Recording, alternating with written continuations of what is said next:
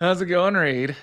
You know, I don't have, composite plywood on my wall, so that's a plus.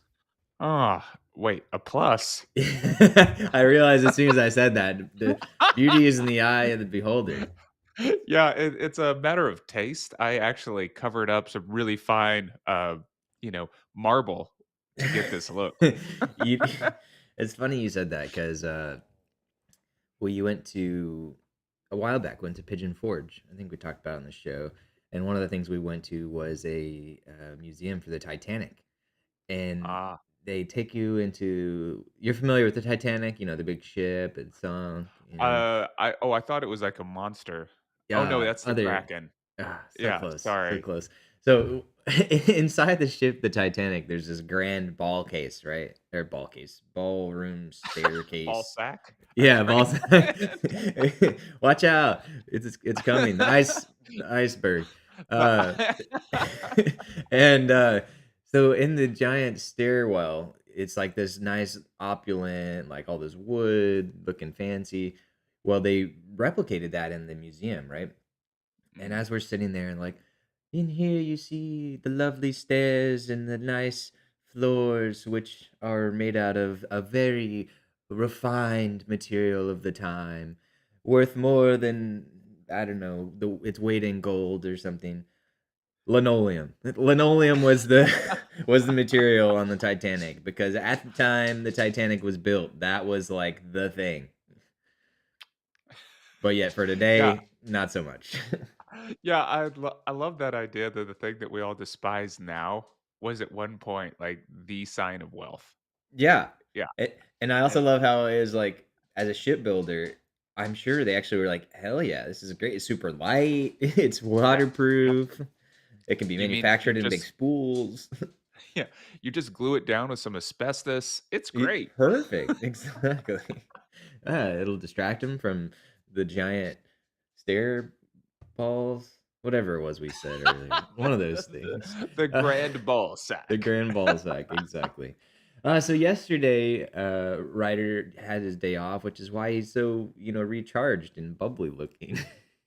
We got to be Is careful that because the we give him bubbly too much face? time off in a row, he might pop. Yeah. I'm so excited. Did you have a good trip home?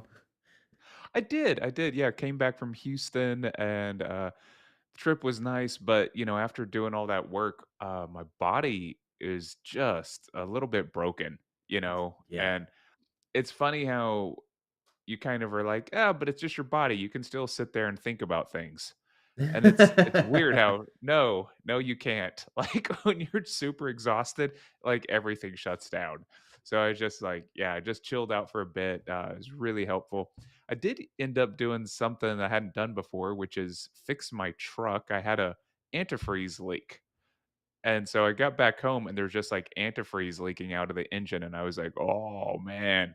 Uh, so, yeah, Oh, I anyway. guess I guess there were a bunch of temperature cycling while you were gone. Yeah, it's just up and down, and the long road trip. So something gave and figured out it was just like an O-ring in the upper radiator arm.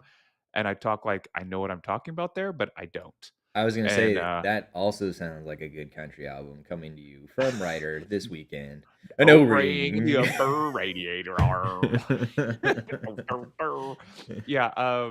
Anyway, got it all fixed, and yeah, it took literally 10 minutes to fix. It was insane. I figured I would be there for 3 hours, but yeah. So good things happened. Yeah, well, especially when it comes to cars, sometimes the hardest thing is the diagnosing, and then the second hardest thing a lot of times is just getting to the part that you gotta fix. I'm Yeah. guessing it wasn't too bad if it only took you 10 minutes. No, like I was watching these videos and they're like, well, then you take out this part and you take out this and you take out that. And I was like, nope, I'm just going to do it. And so I skipped all the taking out all the parts to get to the part, and I just kind of got squirrely in there, and somehow worked. Um, Nice. I have like kind of wiggly robotic arms, Have and you ever that seen helps. Adventure Time? Yes, I'm like Jake. Well, yesterday while you were gone, we had on a more attractive co-host slash interview guest. Well, that Myself, could have I been just sat there anybody. with a Oh, mirror. It was great.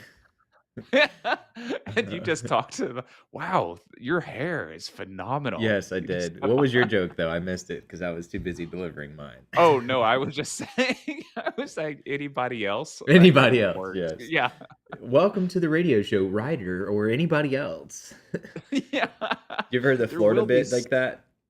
No, Hey, well, you know how Florida is, like, always trash, there's, like, all the crazy stuff happens there? Though that was a radio bit I've heard many times, which is Florida or anywhere else, and it's like, man comes out of a trailer park, shoots, 5 people, hits up with a bunch of meth, and then wrestles a crocodile. Florida or anywhere else.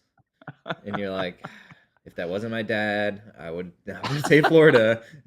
Yeah, yeah, right, right. I mean, that sounds offensive. How well refined of you, writer. So yesterday we talked with Yeah, Danielle, and kind of like on Friday, how we did a little bit of a deep dive into your background and what got you to where you are today, and what formed you into the boy you became. We did the same with Danielle, or Dan, I guess if we're talking about becoming a boy, which is not actually relevant at all. But we talked with Danielle, and we talked about her but just career, in case, just in just case. preparing for the future. Yeah, so she started out as a psychology major.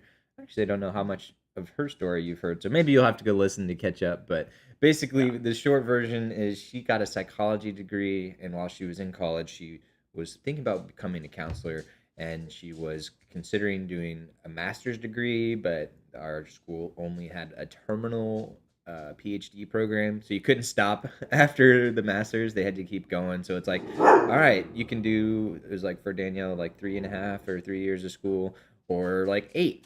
And it's like, no, yeah. I just want that in between. But they didn't offer that, so she had to figure out what she was going to do differently. And she picked up a minor in business and started doing some stuff with HR groups.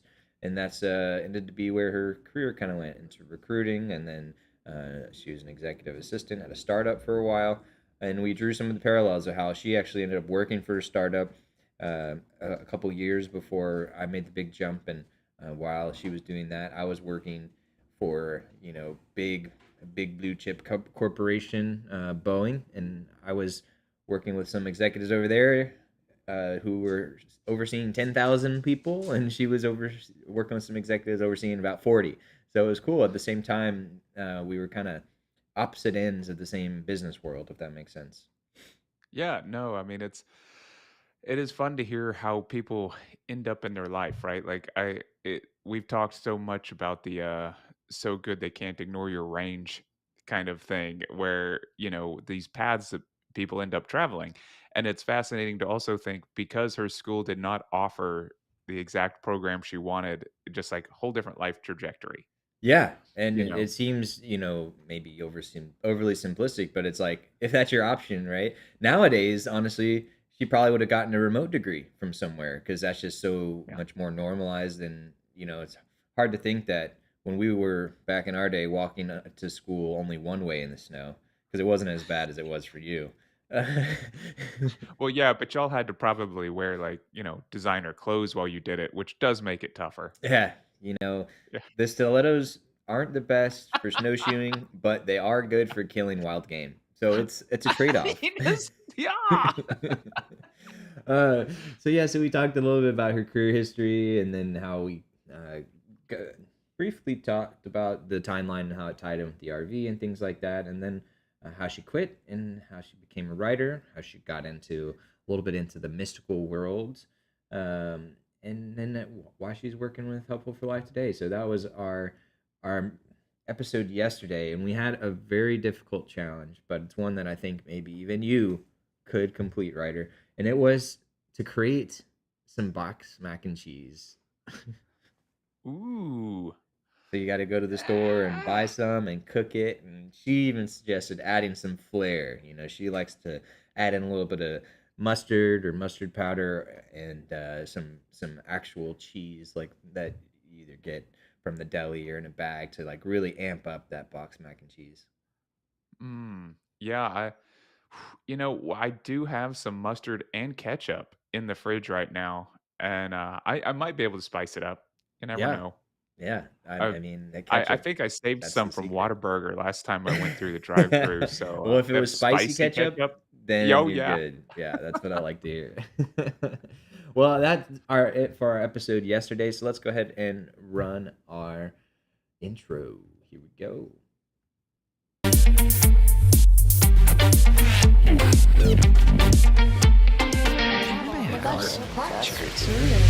Helpful for life. And welcome to What the Hell is Water? This is episode 74. It is Tuesday, January 18th, 2022. I am Reed Garcia, founder of Helpful for Life. This is Ryder Richards, a guy who covers up nice walls with really cruddy walls. If there's one thing that he's good at, it's making Yeah. things look worse than they are. Ryder Richards. Ah! So just showing my drills and power tools, and I can destroy anything. Well, I gotta say, it's funny because was doing just a little bit of DIY this weekend, installing a like a handrail, like a handicap accessible handrail on a wall type of thing, and it made me think back to I was like, oh, okay, DIY is one of those things where I feel like your speed or the how long it takes you. Let's stick with one direction. How long it takes you to do a thing? It starts out really, really long because it's your first time doing a thing. You're like not sure about it, especially if you don't use the tools very often. You're like not very confident. But I feel like with DIY, like once you kind of get past that little hump of a learning curve, it takes like your time from like this to like this. And then there's still definitely a lot of wiggle room in there, but I know, the first time I do something, especially if I haven't done anything in like a year or something, I'm like, all right, this thing's is a drill. This thing makes it spin around. I know you probably haven't been to that stage in a long time, but can you relate to that? Oh, the more you do it, the easier it is to just pick up and do. Even just something as simple as like screwing in a drill, or Oh, yeah, drilling in a screw, so rather.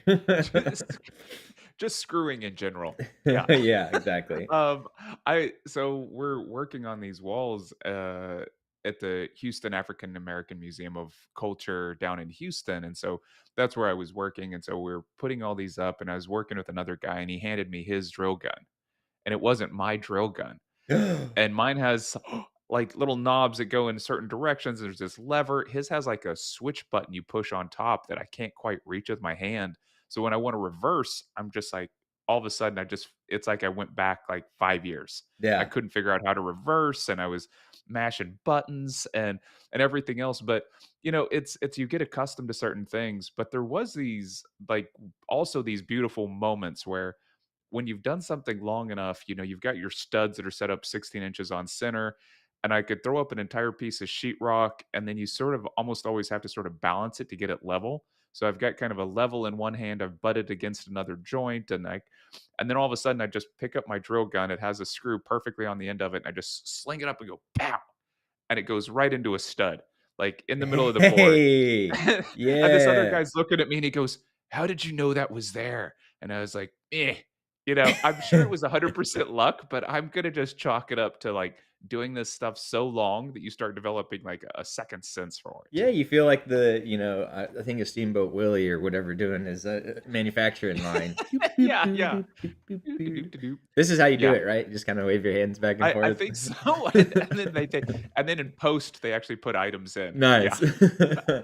No, it's so yeah. So I just thought I'd ask that tidbit in there because I know for sure, like when you see someone, especially someone who's like maybe used a drill twice in their life, and they pull up, and then you see someone who like does it all the time, have a shop in their backyard, they just come up, I'm like, dang, you're done already? I'm like, I'm still here thinking about what I should be doing. Yeah. Yeah. So yeah. So that today, completely unrelated, but just that was a fun little aside for you. Today, there's two topics we're going to cover. One is control your tone. Oh, sorry. And the other one is is parks. Why you should find one near you, and we'll see why Uh, those might be those related a little bit. yeah, let's say those seem a little bit Disjointed.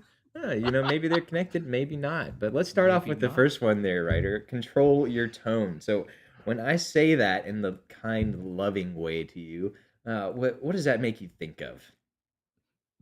Oh, I instantly am like, "Oh, was I, um, inappropriately loud or aggressive with my tone?" So when somebody tells you to control anything about yourself, I feel like you're going overboard and or being overly emotional.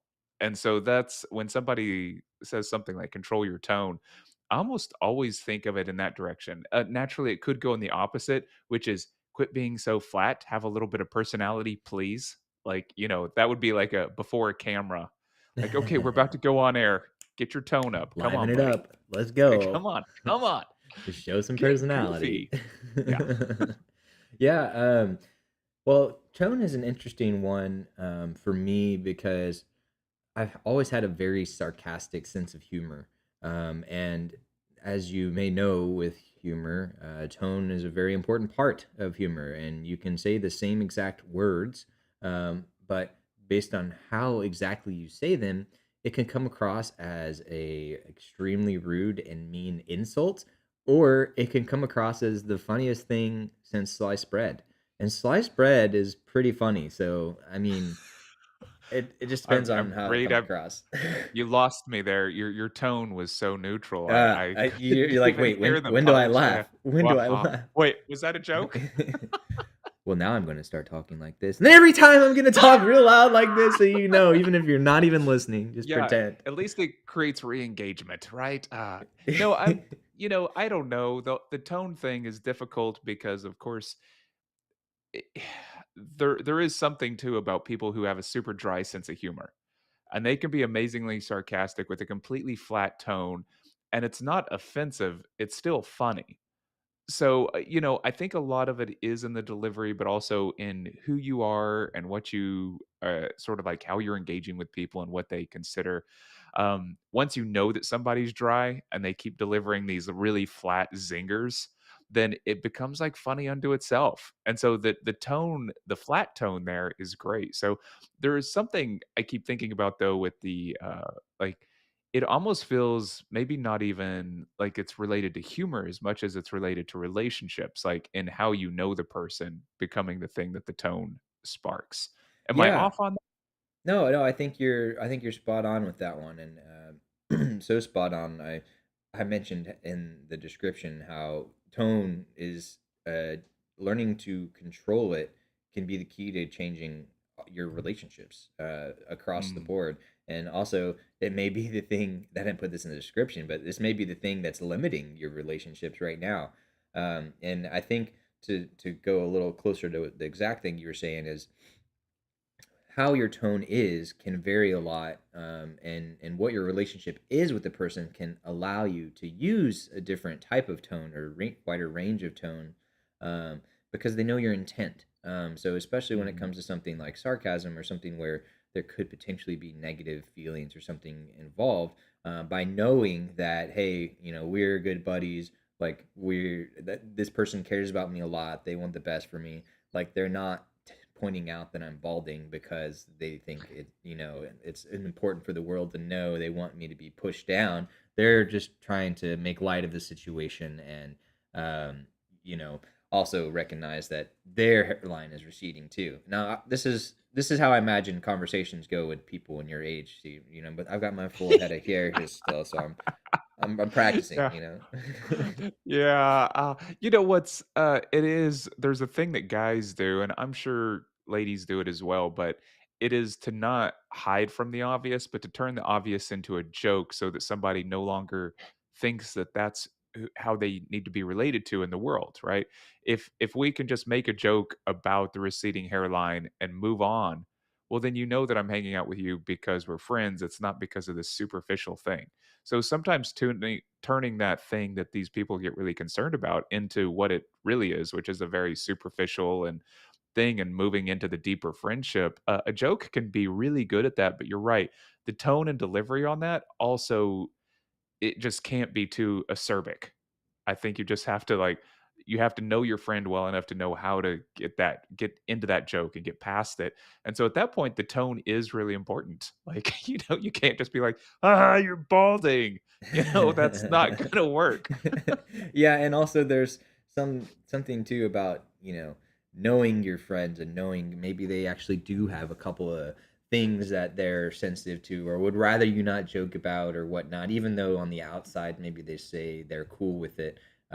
You can see them wince a little every time. Then maybe just pick another thing, or maybe don't pick a negative thing for that Yeah. person, right? That's another part of it as well, which is definitely a lesson that anyone who has a sarcastic sense of humor, you got to figure out that balance, and that can be different with every person. And I certainly like to think, at least, that I've reduced the amount of jabs, if I will. Although, admittedly, having a live morning show with you has just skyrocketed a lot of them. Sometimes the easy ones, Ugh. it's just hard to not get those zingers in there, right? Oh, no, I mean, that's it, is I am a sponge, punching bag sponge. That's just zing away, buddy. Well, so when you have a tone, so we've been talking a little bit about kind of having maybe a negative or an attacking type of tone. Are there other types of tones that you think come into play? Maybe that can cause issues when in a discussion, do you think Mm. it's pretty much just the negative kind of attacking one? No, it's, if anyone I think what happens is if anyone responds about your tone, it's most likely because they have somehow felt, uncomfortable because of it. But I've also had the opposite happen where somebody said, you know, the way that you say things and your tone is so soft and gentle and you're fairly articulate when we talk about these things. So I don't even know until later sometimes that you were actually being critical of me because your tone was Ah, so sort of endearing and soft. And so there's a way to deliver pretty harsh criticisms in a very and they're not harsh, it's just any kind of criticism is can be considered harsh. So when you are going to be critical, what kind of tone do you take? And being gentle about that and also phrasing it in ways that are not attacking, not using language that's attacking. That's not exactly tone, but it is a way that you approach something. And so there's ways of sort of using tone as well to get across difficult messages in a way that is not inflammatory. So I think that's another aspect of tone that people, therapists probably have it. Doctors with a good bedside manner probably have it. So there's difference there as well. It's the different when we're starting to talk about things like humor, though. So yeah, if you're the humor, so much of it I think is related to body as well. People watching your expression, like you can do something with your face to tune people in to know that a joke is about to come. And so there's also the body language of tone, like how you prime people for what you're gonna say next. yeah, which is a definitely an important thing to keep in mind because in the day and age of the virtual meetings, right? It hasn't been as big of a deal for me since I've been virtual for a while now.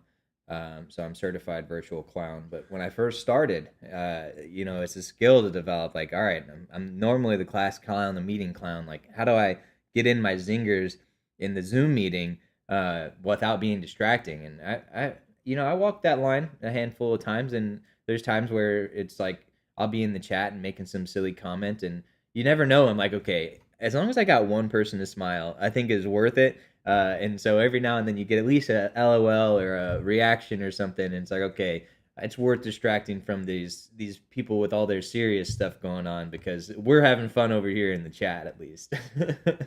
Yeah, yeah, that's kind of an interesting one to get into, running a sidebar conversation. Like, Zoom tone at that point is like, am I being rude or disruptive, or am I actually keeping people engaged? hmm You know? Because it's so easy to just zone out completely when you're in a Zoom meeting.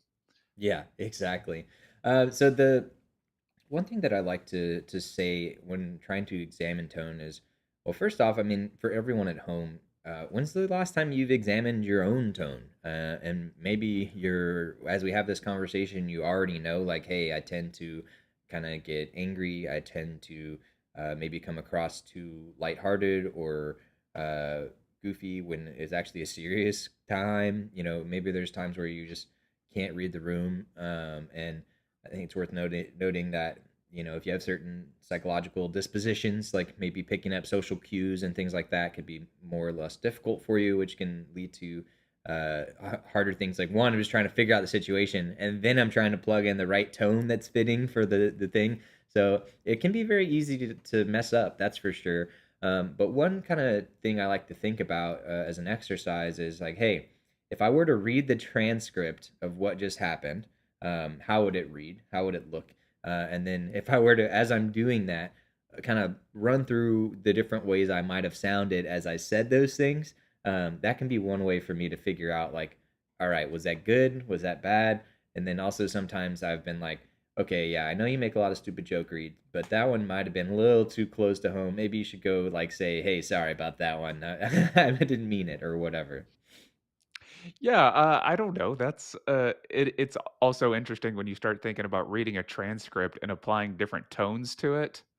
Like, it would be fun to take it both directions. Read one of them sarcastically and then come back and read the same thing very sincerely and just see how it all plays out. I think it could almost be comedic unto itself, kind of doing Oh, that. I But agree.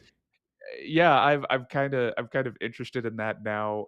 Just like changing, really, it's almost like that kind of drunk history type stuff Oh where yeah. they do a dramatic reenactment of it and everything else, and you can really have a lot of fun with it. I I think there's a couple other things I started thinking about with tone while you were talking, and I kind of lost some of them midway along because I just like I was kind of getting captivated by it. But there's just some I think instances where if your intention is right and you have a good relationship, then the tone maybe shouldn't be an issue. But when once something turns into a transcript, I was thinking about it in terms of legal documents.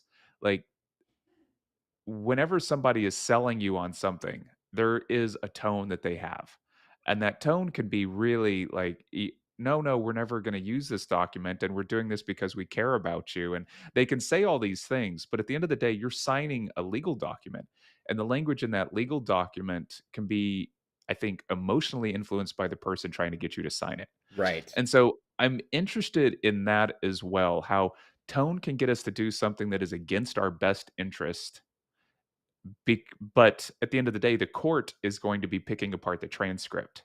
They're not or not the transcript of the Right. conversation, but the If there's language if of the there's a document. time when tone doesn't matter, you would think it's in interpreting legal documents from a court perspective, right? They're like, Yes, I don't care yes. if you were joking and you were laughing when you said you're under arrest. The officer said you're under arrest, and he put handcuffs on you.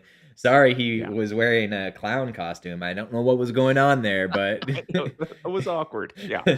Uh, he's like, yeah, "Ha it's a little gotcha, you're deceptive. under arrest." And you're like, what's going on?" What? Yeah, yeah. Yeah, I think that there's some incongruity there. I'm sort of also framing that in the terms of, like, don't be deceived, whenever somebody has a certain tone with you because that document at the end of the day is what's going to count. That transcript is what's going to count. So when they pull the If wool over your eyes, if it's like super soft cashmere, then it's yeah, okay. yeah. You just you don't need to worry that it's blocking your eyes because the fabric feels nice.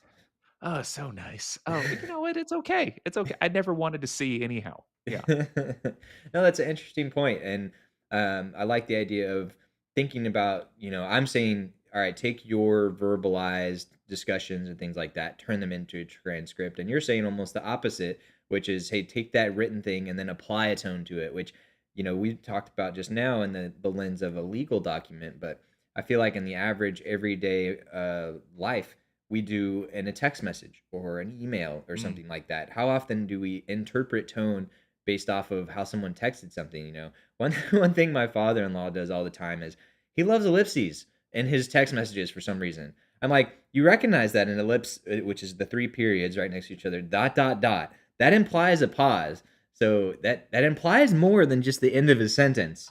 And so you use it in these weird ways, like now we're just used to it because you're like, all right, you're just using it wrong. But Well, yeah, then again, you don't all the fun thing about an ellipsis is the pause is allowing a gap for someone else to fill it in. So if I say, better safe than, you know, I mean, you can fill in the rest. So there is this kind of thing where you're making a comment that's just dangling in space, waiting for the next person to sort of pick it up. And so because I've been accused of the same thing, right? Because I'll use an ellipsis on occasion when I'm like, well, this is what I'm thinking, and then I'm not going to finish the sentence because you know where it's going. And so I use ellipses like that, and then people are just like, Do your that's thumbs not just what get they're tired, for. writer? You're just like, They ugh. just hitting that period button Yeah. over and over again. I can't be bothered to finish the rest of this phrase. I mean, everybody It's knows so it. Well, that's my whole problem with text messaging anyway.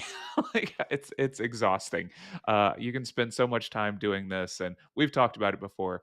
A 30-second phone call Yeah. is, oftentimes just a better option overall, especially because of that tone problem. Yeah, and that's why, I'm glad you brought that up because we really shouldn't mention that if tone is something you're ever concerned about with what's called asynchronous communication, which is where I'm sending something, let's say to Ryder, and he's going to look at it some other time. He doesn't have my face. I know, sorry, Ryder. I wish we did. Well, I do, it's actually my screensaver right Hey, now on the perfect. phone. I Anytime, just anytime you get a text from me, like, all right, let me just. Yep, there he is. Okay, I can see Oh, that. look at that smiling face. It's like, as the day goes on, the expression changes. Like after 5 o'clock, it gets I don't know, goofier, more serious. Depends. No. Once a month, it gets angry. But yeah, when you're communicating with somebody asynchronously, and you want to make sure that they understand what you're thinking, how you're feeling, and like, oh no, I don't mean that awkward pause there, or I wasn't trying to make a jab there. Then a lot of times the best thing you can do is to add some of that nonverbal communication, right? I forget the phrase, but like we as humans, like 80% of our communication is nonverbal or something like that, which is one of the things is tone, one of the things is body language, um, and facial expressions is a huge thing. So yeah, so when you're doing that asynchronously with people, you're sitting there doing a text message. If I had a dollar every time I saw someone spending 20 minutes on a 2 sentence text message, I'm like, call the person, one, or you could leave a voice memo, which you can press a simple button and just send them a voice memo really quickly.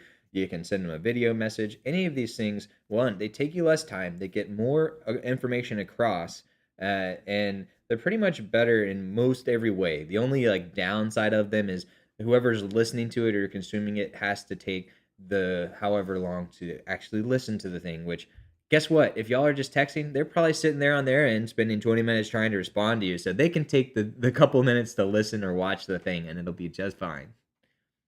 Yeah, and I actually kind of picked this up watching Reed, but I use voice dictation a lot for, text messages and things like that.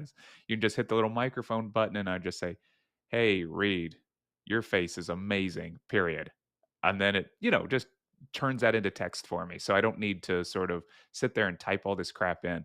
It's a little bit awkward when you're on a subway or in an elevator, so maybe don't do it there. Like, make sure you're alone. This is the other thing that drives me berserk about phone etiquette is when you're in a group of like 5 people and somebody just picks up their phone and starts having a full volume conversation. It's like, just step outside. Like, ah. Anyway, sorry. Uh, uh, Tangent. no, no, if we apologize for every tangent we had on this show, it would just be a show full of apologies. Uh, but I will say that for sure, I know with Siri, the Siri. Apple Smart Assistant, she recognizes whispering. So you can, if you are in a group, you just take a couple steps aside real quick and go and say the thing, and then you can step back and join the group, and you can tell her to remind you the thing or text that person or whatnot. But yes, I completely agree about the full volume conversation. And another thing I was thinking about the other day was the people who they'll go FaceTiming or phone calling or whatever on speaker, just like full blast, like walking through town or on the subway or in the grocery store or whatever. I'm like, all right, like I I'm glad you're having that conversation, but we didn't necessarily all want to listen to it, and much less both sides of it. At least put one side in your ear. I mean, come on now. Yeah, I mean, I've been trying to think of, like, what to do when that happens around me because I think that there could be some sort of really fun pushback against that. Uh-huh. I'm not sure what it is at this point, but, it's almost like I need to start going ahead and singing whatever song is in my head at full volume right next to them. Just like if because there is this idea that you not only have a physical privacy space, right? You have a bubble of physical space around you that people aren't supposed to encroach in.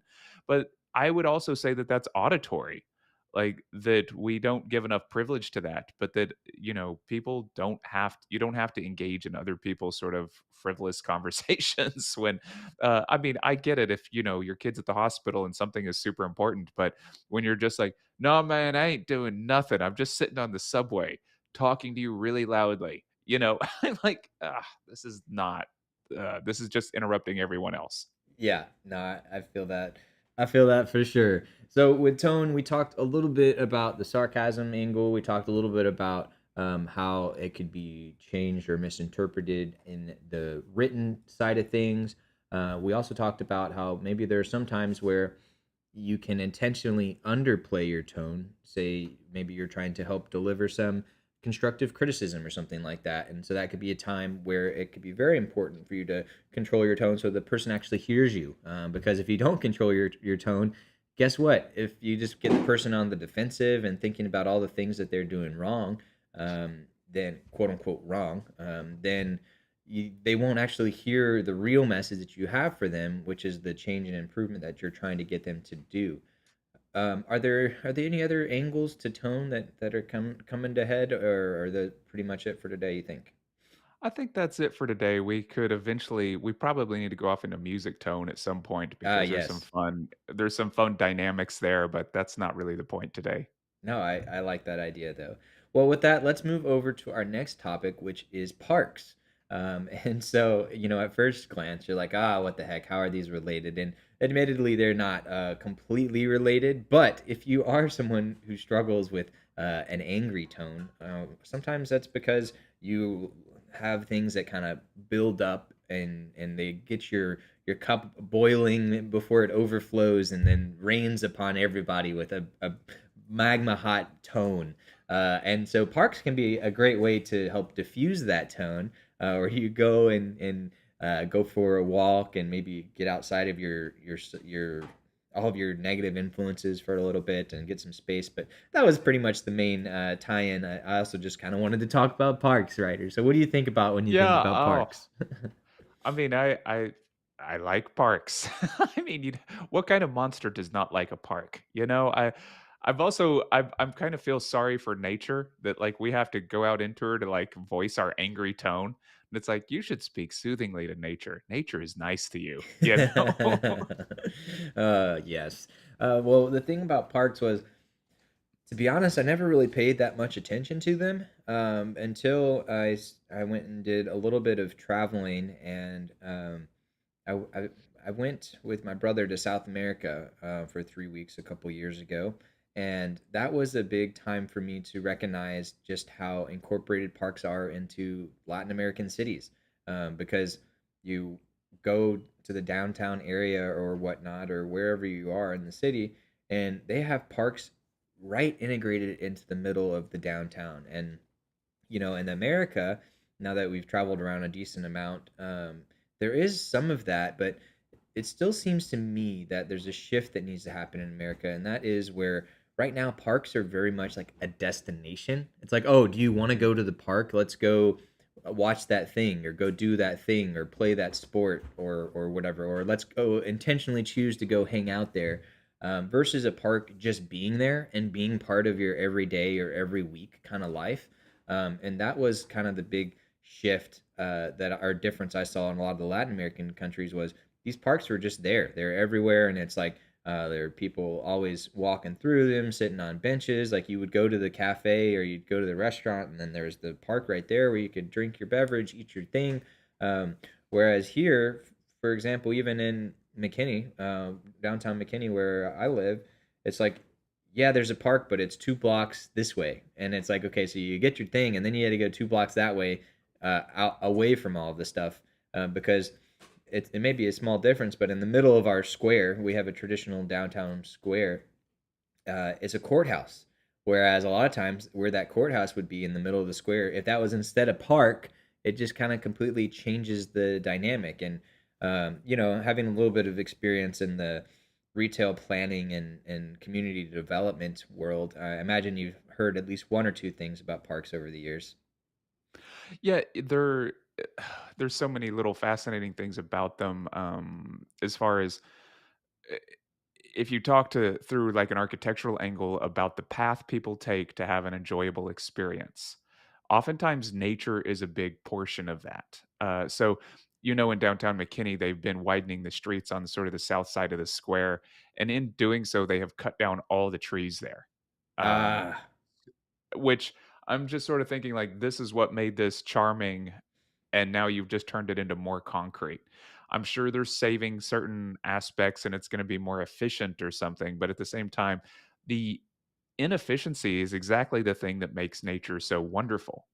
And so this idea that you're trying to, like, strip everything down and make it better for festivals by getting rid of nature, I kind of watched that happen and I'm just like, "Well, this is a complete shame." Somebody said, "We need to redo this, and the best way to redo this is to get rid of nature." And so when we're talking about having to go an extra 2 blocks to get to the park or whatever, at that point, that's like a statistic. You just get to say, "Oh, within walking distance of a park," and that goes on a brochure or a flyer somewhere. But if the park is never actually used because people aren't willing to walk 2 blocks, that says a couple of things. It says one about how the city is actually laid out and what their actual principles are, and the other one is about what humans are actually willing to undertake to go engage nature. So if you can weave nature throughout the experience by having several small pieces of nature, you don't have to have major parks, but just like convert a vacant lot into a park. When that building needs to be demolished, don't use the real estate for just another real estate development opportunity. I know that will help with your tax revenues and this, that, and the other, but the intangibles are something that we're increasingly getting rid of for the sake of profit and efficiency. And the parks, yet, when you do sort of point out the impact that they have on a community, it's very high. Like, especially when you get into more crowded areas and you get into like Brooklyn or something or New York, then access to a park is the top amenity that you can have.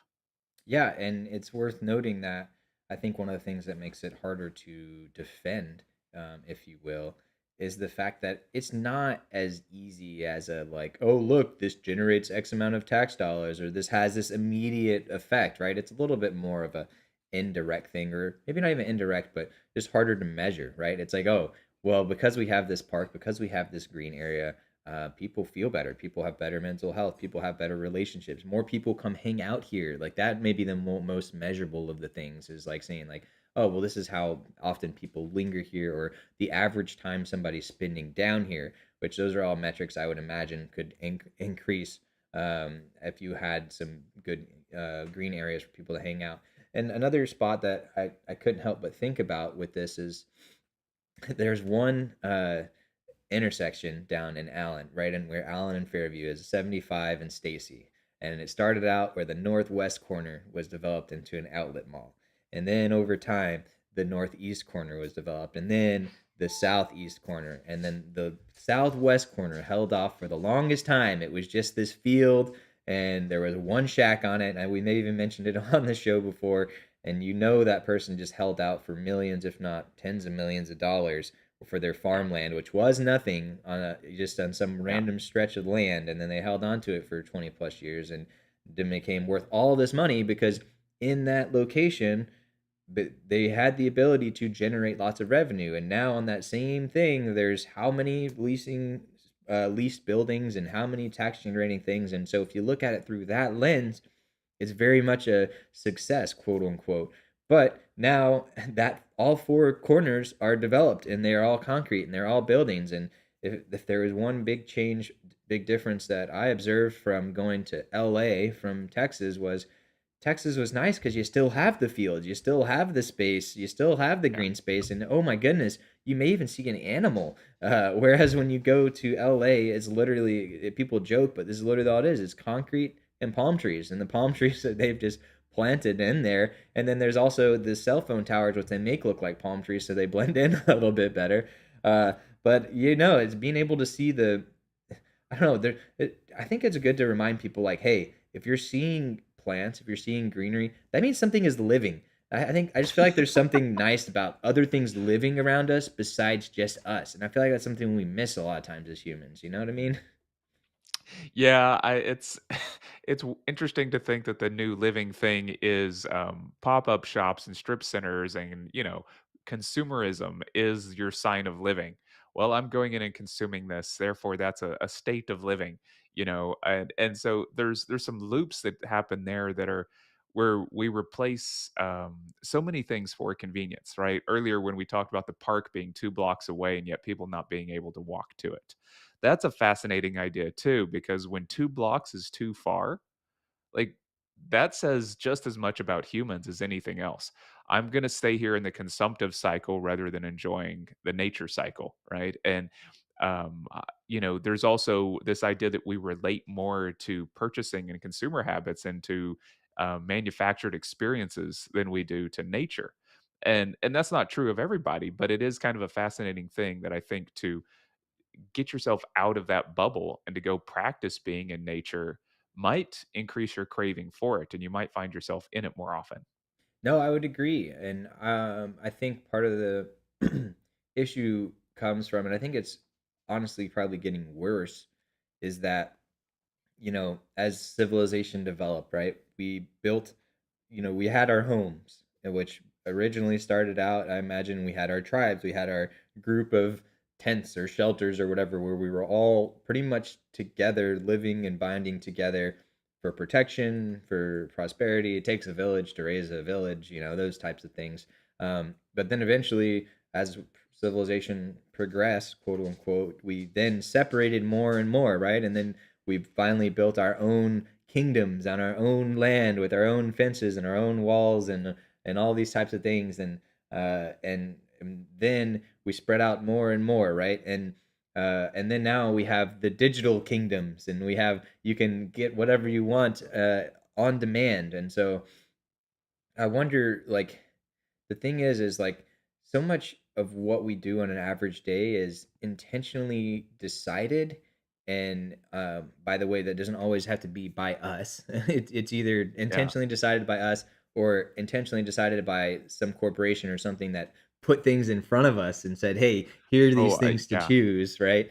uh, Well, and I think more importantly is if you aren't making the decision, somebody will yeah. step in and make it for you. And if that person is making it for you, it's in their best interest, whatever your behavior is at that point. Yeah, and so the connection I was making there was, uh, I don't know. I would be curious to know the stats on if people browse like they used to. Like a part of a downtown experience is you walk and you go to this one store, and then you just go walk to the other store. You just go like walk and you browse and see around. And I think my generation and even the generation below us is even less likely to do this type of thing because we're so used to browsing online. And that's the thing. I went downtown with my mom the other day, and she's like pointing out this store and that store, and they're like, admittedly, like they're antique stores, so it's not like the ones I have the most interest in. But I'm like, I still at least like browse through these shops at least one time. Like I've lived down here for a couple years, and I wasn't even really aware they were here because I don't have that like, oh, let me just go get a coffee and walk around vibe. Like I feel like it's Mhm. like, oh, me human getting tired, go get coffee, then go back to the thing I'm doing. Not like, let me go get this coffee, let me go walk around and then meander and then, oh, here's a park over here, I'll go hang out over there. I feel like it's very much you got to decide kind of these waypoints. And so that's one of the benefits of having the park designed right in the middle of things is you don't have to make that active decision to go over there. It's just there and it's in between. Like you said, it's from the path from one thing to the next. It's like, oh, well, I stopped to get the coffee, and then as I was walking to the other store, it only made sense for me to go through those beautiful trees and flowers and all those things that are welcoming me, right? So Yeah. I agree with you that it is kind of sad, I think is the best word I can think of, that we have that 2 block where that's the, "Oh, we're not willing to do that." But I also acknowledge that, as developers and as city planners, you get to help make those decisions for thousands, tens of thousands, if not hundreds of thousands of people, right? And I also want to point out the fact that you said like the when you start to engage with it, maybe that will trigger you to want to engage with it more. And I think that was part of what kind of triggered me was when I saw these parks in these other areas. And then as we traveled and as we engaged with nature in other places where arguably nature's prettier and there's cooler things to look at, and it's not as hard to convince someone like, hey, look, yeah, there's the ocean right there. That's pretty cool. Hey, see these mountains over there? Oh, by the way, we just drove by some vineyards too. Oh, and here you want desert? That's all. Oh, that's all over here within a 2 hour drive. Going from that to like, hey, we've got water towers. Yep. And cows. Some of them have those horns that are long. So those are kind of cool. You know what I mean? Yeah, yeah, I do. Yeah, I'm kind of yeah, I'm thinking more and more about I don't know, some of this, I think a lot of this is difficult when it comes to things like the parks, because there are compromises. Your city has to get to a certain level of prosperity before those things are even enjoyed. And sometimes it's the exoticness of an alternate nature. And we've also been trained for destinations. And you've talked about this briefly too. Like if we do live in a environment like with antiques, then this could be a destination for us. It could be two doors down from where you're at right now. The thing is that we don't, unless there's some effort that goes into it. Sometimes we don't enjoy the experience. So it's like, no, I've got to go to Yellowstone. I have to go to a national park or whatever it is. And so there's some things like that that tend to happen that is once again it's exciting, but not everything needs to be a grand journey. You can also plan out mini adventures. And then I was going to say there's the kind of early, I guess, turn of the century, 1800, 1900, the character called the flaneur, and this was an individual who would professionally just sort of hang out in a city and and browse and walk through things and be an observer. And so these were tended to be some sort of upper middle class or upper class young men that would just get to know a city really, really well and just sort of walk around and experience it and feel the experience of the city. And the guys like, oh gosh, I'm forget Walter Benjamin talks, or Ben Hameen talks about this a little bit. And there's some of these characters that used to exist in society, and their entire job was just to sort of like be a professional city dweller, a super observer, So and that was what they did they did. do, once they experienced, were they did they have some secondary task, like tell people about it? Or was it like, all right, I got the city, go to the next one? Like to what end, I guess? Yeah, I mean, I think it was just a different kind of lifestyle that had never really existed before. Okay, so it's That not like that you was their job, that was just how they lived. I think so. Okay. Some of them would turn it into a job by making observations and commentary on it, almost like a journalist for the city in an Well, interesting because way. all I can think about was when again Danielle and I lived out in LA, and we lived in this area of town called South Bay, which is for those who are familiar with the area, it's south of 105, or as they would say out there, the 105. It's the highway just south of LAX, and then west, or if you're looking at a map and you don't know directions, the left side and below. The 405. So it's just south of the airport, and it's this pocket of a couple of cities: Redondo Beach, Hermosa Beach, Manhattan Beach, El Segundo, Torrance, and basically there's it's called the South Bay Bubble because you can go there and you never leave, and it's like a laid back area of town. It's also a pretty well to do area of town, being within a couple miles of the beach. Things get more expensive, things like that, and plenty of upper class people there. And so I remember driving to and from work, or more importantly, going on like a mid morning errand or something like that. And you see all these moms in yoga pants with their boba tea, and you're like, they're professionally browsing these cities, and I'm slightly Yeah, jealous as I'm driving to and from work, but I see them out there lunching and lounging, yeah, and yeah, yeah, so I it still yeah. exists, just has a different name. No, that's a really good point, and it is funny how it would be, I think, the same kind of character. It was back then. It was usually young men, but it was the sort of the idle rich or whatever you want to call them that would take on this sort of challenge, and and it is funny now to think that that could be applied to, you know, this kind of idea of having a one mega earner, and then the other person is just Yeah, like, "Well, what am I gonna do with my time? I'm gonna go try out every swanky brunch place," and that I'll is fall on that sword. yeah, that the funny thing is a couple 100 years ago, that just didn't really exist. Right. So this is or maybe not a couple 100, maybe about 3 or 400 years ago, that kind of role didn't even exist at all. And so here we have this kind of thing now, and it's like, "Well, what are we gonna do?" And then you can fill up your entire day just roaming around and gaining very specialized knowledge. It also reminds me of American Psycho. I don't know if you ever read the book, but oh my gosh, like he's like an expert on all things that are inconsequential. Like he has very strong opinions about, which kind of Coke to mix with rum and Whitney Houston lyrics and things like that. And it's almost like this cultural connoisseur of inconsequential things, and Nice. develop your sort of identity and reality around them, and to seem to be opinionated, but to only be opinionated in things that just don't matter. I mean, I like that. It's kinda, refreshing in a way, kinda like, Coke or Pepsi would be with the rum.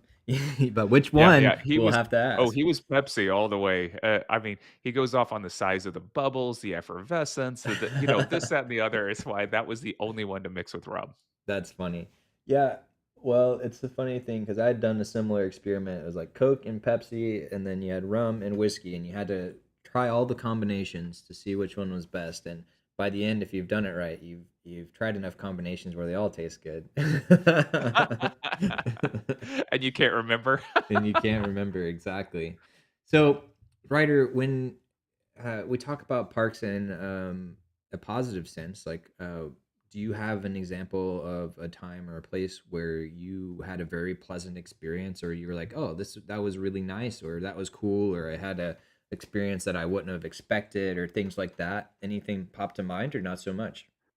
Oh, little things like, just easy trips out to things like Enchanted Rock, or, even little things I would consider like floating the river somewhere around the Austin area. It can be very accessible and easy and fun, and so those kind of things I think they're almost like spur of the moment. It was like, "Hey, why don't we just do this?" And then you go do it, and then it was a lot of fun.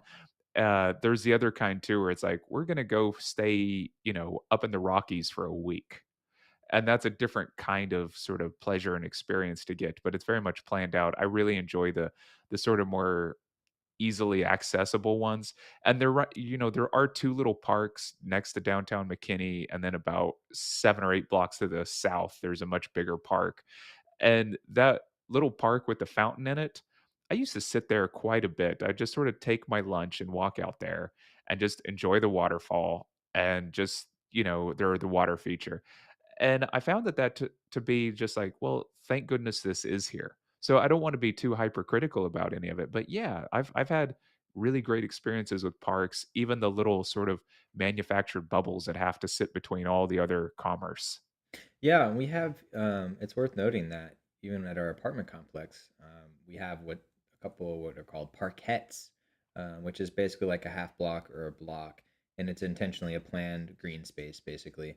And I'm happy with the ones that we have around our apartment. And yes, having that park you mentioned, um, that's a couple of blocks away. That is actually a very large park. And the other day I was like, man, I didn't even realize there was a whole other half to this park if you keep going past that way. But it was funny you're talking about efficiency earlier and planning, and I was like, yeah, can you imagine looking at a park and seeing a winding path and be like, no, straighten that out.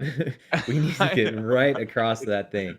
Uh, but yeah, the other so the things you mentioned about park, were kind of around like the connection to nature. It seemed like, and maybe a little bit of reflection and kind of peaceful calm.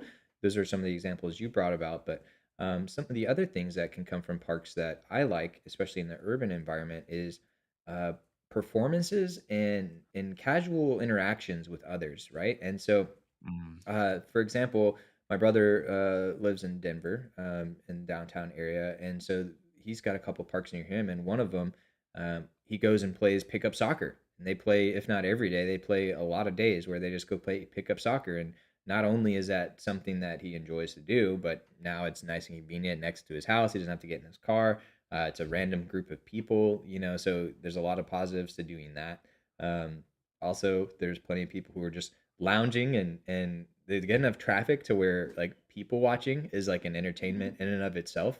You can just pull up a chair or a hammock and just kind of watch. And when I was there visiting him there once, went and took a Zoom meeting from the park, which was a great way to use a park. And if you guys at home are looking for an excuse, like go do that. Go take your Zoom meeting from your phone and the park. That's a great way, and it's much nicer than sitting at your desk or in your house surrounded by all the other things you need to be doing and whatnot.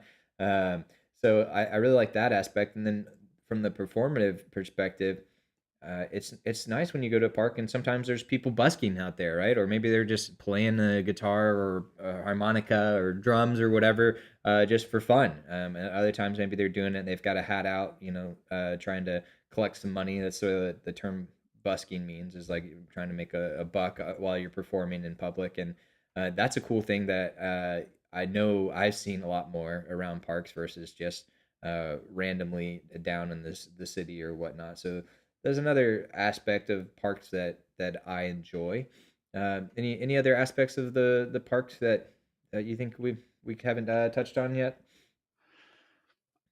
I'll have to there's one other aspect that's not exactly the same, but it was, uh, William James, turn of the century pragmatist philosopher and guy that wrote, Varieties of Religious Experience. He had this kind of idea that instead of shipping people off to war, right, to sort of encourage violence and the war machine, that we should have sort of a mandatory experience where all of the youth were put to work doing something like taking care of parks, Ah, yes. so that you still end up having the bonding experience. And the name of the little paper, it's very short, but it's called The Moral Equivalent of War. And it's all about sort of recognizing the sort of romance of danger, and at the same time being able to channel sort of communal nature and close that gap between, once again, the upper class and the lower class by having them all work together into a different into this like singular environment, but giving them a purpose that is not about violence, but is actually about building and growing and bonding more with nature and our land and our nation and stuff like that. It's a really great paper that has influenced a lot of my thoughts about things like that. There are alternatives out there. Not everything is sort of singular. Yeah, and I'm trying to remember the exact timing. This may have been right around that same time, right before that same time, but um, there was an era um, in America where I think it was around then, early 1900s, Yeah, maybe this right was after 1910s, yeah, that's what this 1915 when he was. wrote it. Yeah. 1910, I think it said. So somewhere in the early century, 1900s, there was a time where we had a very active civil corps of engineers or something like that. Army Corps of Engineers. I forget the exact name, but it was something like that, and it was essentially there wasn't a lot of economy going on, and there weren't many jobs and things like that, and so there was. And again, this I'm being very loose with the timing and the terminology here because I'm not 100% sure on this. Um, but basically, they drafted and recruited a bunch of men to work for this Army Corps of Engineers or whatnot to then go and build things like improving this area, or maybe they worked on this bridge, or they turned this thing into a park or whatnot, and doing similar things to this, where it's like, hey, we're using tax money to create jobs, but it's in the name of improving these areas of our country. And I like the idea of thinking about how that can be, in addition to that thing itself being a way of improving society, the fact that we're actually bringing in men and people and then shaping and molding them in the act as they're doing it. I like that angle of it as well. I'm not sure I'd thought about that before, Yeah, but that was sort of the public works movement, and I think that was, after and because of the Depression. that you're talking about, where they ended up sort of funding all these things through the government and putting people to work and building out the infrastructure. What's funny about that infrastructure is it's still the same infrastructure we're mostly Right? reliant on today. Yeah. Yeah, I say it's a cool thing that they did that, but then it just sat there for a while. So that's the downside of it. Well, Ryder, I think we've parked it enough for today. Unless you have any last couple things you'd like to No, no, that yeah, we covered a lot of terrain there. add. Yeah, we really put that one on a bench. Oh man, that was bad. Well, I guess we should probably end after that one. Yeah. Goodbye. Goodbye. So today, we started off by talking about tone, and we covered not only at least the main way of tone that popped into my head, which was times when myself or others go a little bit too negative or too serious with the tone. We talked, of course, about that, but we also talked about sometimes when maybe it's beneficial to intentionally under anger your tone so you can kind of help deliver some feedback to somebody in a way where they don't get on the defensive. So that's one angle of tone that we talked about. We talked about, hey, when you have a time where you're talking with somebody, maybe pretend that your conversation is written in a transcript. And if you were to read that back, how do you think it sounded? And if you were to read that back in your head and kind of apply a couple of different tones to it, and you'd be like, huh, well, maybe this person heard it like that. And maybe they heard a tone that I either that's the thing about tone, which I'm not sure we completely mentioned, but there's one, how I think I'm sounding, and then there's two, how I'm actually sounding, and then there's three, how you hear me and how you imply my tone was, which none of those are perfect, right? So there can be a lot of steps for misinterpretation and changes there. So that's an important thing to note. So we talked about the tone, and then we moved over to parks, and we talked about the value of parks and why they're important, both from a nature perspective, both from a human interaction perspective, and how they could be used to potentially help you ground yourself and reset your bubblings inside to get that tone back to something that may be a little more friendly. We talked about a lovely role that Reed is ascribing. I don't know, trying to get to.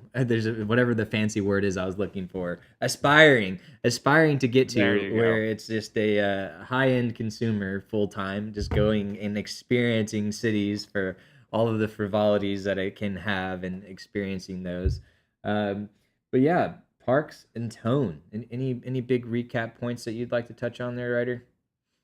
No, no, that's most of it. We covered a lot of sort of tangential terrain along the way, but I yeah, it was good. If anyone has information out there about things like the parks department and public works and how some of this stuff got started, send it our way. I'd be interested to read it. Yeah, please do. You can comment on whatever platform you're listening to. As of right now, we're on YouTube, Twitch, Twitter, and Facebook, and more probably in the future. So you can comment on that platform, or you can go to our website, helpfulforlife.com, and hit the contact us in the top right to let us know. Ryder, as we're talking about tone and we're talking about parks, do you have any challenges that kind of jumped out as like, that would probably be a good thing for our listeners to do? the oh man, one of the things that the idea that you're bringing up, the tone thing, it all made me think that people have to be somebody usually has to mention the tone thing before people will figure out what's going on with it. So if you're nervous about it, you might actually ask somebody. I mean, Yeah. uh, you could just watch their face scrunch up and go, "Oh, that was bad tone." uh, but on the other hand, like if you're having difficulty with these kind of things, or you think you might, just have a conversation with somebody, and maybe have a practice partner. I mean, I think that a lot of times tone is something that we don't consider and we don't even know if we can control. So I think having some partner you can work with would be great. Like, let's try this out. Yeah, and I want to point out that I had a friend tell me one time, they were like, "Hey, you know, I when we're in this certain situation, my tone can sound very critical and very harsh. Um, but that's just because I'm trying to project my voice, and the tone it comes out with is a lot more serious than it may sound. And I'm like, well, thank you for telling me that, because yeah, every time we're in that situation, I kind of feel on edge, and I feel like I've done something wrong. And I'm like, now that you said that, like, I may actually still feel a little on edge just because of your tone, but now I can kind of couch that and know, like, hey, that's it's not actually him, it's just the way it's sounding, right? So Yeah. it can be very valuable to have these conversations. And I also want to point out that if you're like, hey, well, I used to have a problem and now nobody says anything anymore, well, sure, maybe that's because you worked on it, and maybe that's because you've gotten better. Or maybe it's just people stop telling you because you never changed anything. And they're like, well, I'm going to stop telling them because they never changed. So uh, definitely don't be afraid to have this conversation with people. And also don't be the kind of person who's like, hey, my tone's gotten better. I swear it has. I've gotten better. And it's like, well, actually, right now, as you're talking about your tone, Yeah. you're not. And so it's easy to get defensive. But remember that people aren't trying to attack you. They're trying to help you better interact with the world. Mm. So if you're someone who is on that, maybe the receiving end, and you're someone who needs to discuss and think about your tone a little bit more, start by having that conversation. And if you're somebody who maybe you're like, no, my tone's pretty good, um, it's never really been a big problem for me. Well, then maybe there's someone in your life that you can talk to and be like, hey, we had this whole discussion about tone today. I'd be curious to think what you think about your tone. And they challenged me to think of somebody to have a tone conversation with, and so I thought we could have this conversation and then start with a question. Say, what do you think about my tone? And as long as you don't start out by attacking the person, right? Start a conversation, make it you and me versus the problem, and say, hey, I think sometimes people's tone can be an issue. What do you think? What do you think of my tone? And start with those questions and see if that discussion can happen. And don't feel like you need to force it necessarily that first time, but maybe it is a type of person where, maybe you do need to force it. So we'll let you guys Yeah. be the judge of that one. But have a conversation about tones, and while you're doing it, maybe you go in a park. Go have that conversation in a Yeah. park where you're listening to the birds, uh, whistle. Which, tell me the last time you've done that. Probably been too long for most of us. Go hang out next to a water feature where you can hear the nice soothing sounds of uh, running water. And if you're in the cold north, sorry, you should just move south. Or put on a jacket, I guess. No. I am gonna throw in one last thing as you're talking about this.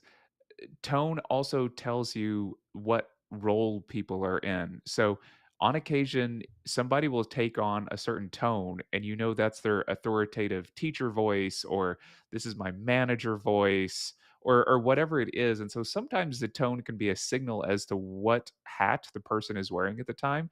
So, also, like, don't be dense to that. If you keep trying to change the conversation to informal and they keep staying at formal language, that's a tone issue as well. And so be willing to just adjust yourself to those things. Yeah, so when you're talking like this, what kind of mood are you putting people in there, Ryder? What kind of role are you Um, I playing? I feel totally safe, like you're a very trustworthy person, and, like, I Good. just wanna open up my wallet and give you some money. Well, perfect. Well, you can give us your money at donate.com. Donate.com. Yeah. Here's my No, it's crypto address. Deposit all your coins. you sound really squirrely. Well, with that, ladies and gentlemen, have a wonderful rest of your Tuesday. And if it's not wonderful, don't you worry, because tomorrow is hump Oh, no. day. Hump day. Hump Hump, hump. day.